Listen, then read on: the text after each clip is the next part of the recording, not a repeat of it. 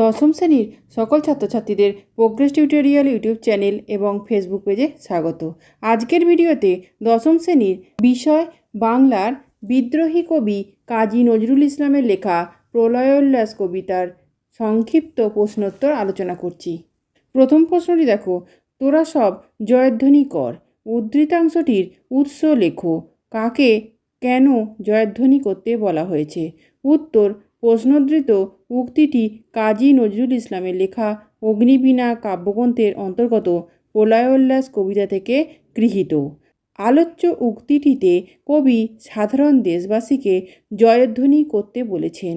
তিনি কল্পনা করেছেন কালবৈশাখী রূপী তরুণের দল সমাজ থেকে অন্যায়, অবিচার ও বৈষম্য দূর করতে অচিরেই আবির্ভূত হবে।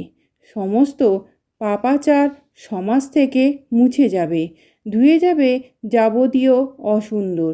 তাই নূতনের কেতন ওড়ানো কালবৈশাখীর ঝড় আসন্ন দেখে তাকে যথাযথভাবে বরণ করে নেওয়ার জন্য কবি সকলকে জয়ধ্বনি করতে বলেছেন।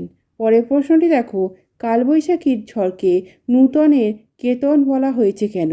উত্তর, বিদ্রোহী কবি কাজী নজরুল ইসলামের প্রলয়োল্লাস কবিতায় কালবৈশাখীর ঝড়কে নূতনের কেতন বলা হয়েছে কারণ কালবৈশাখী তপ্ত দিনের শেষে প্রচণ্ড ঝড় নিয়ে আসে, পৃথিবীতে ধ্বংসের প্রলয় মাতন লাগায়, পুরাতন জরাজীর্ণদের ধ্বংস করে দেয়, তারপর নতুনের সৃষ্টির নব আনন্দে বীজ বপন করে।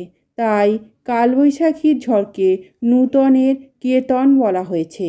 আজকের ভিডিও এই পর্যন্ত। ভিডিওটি ভালো লাগলে অবশ্যই লাইক, শেয়ার এবং সাবস্ক্রাইব করো। ধন্যবাদ।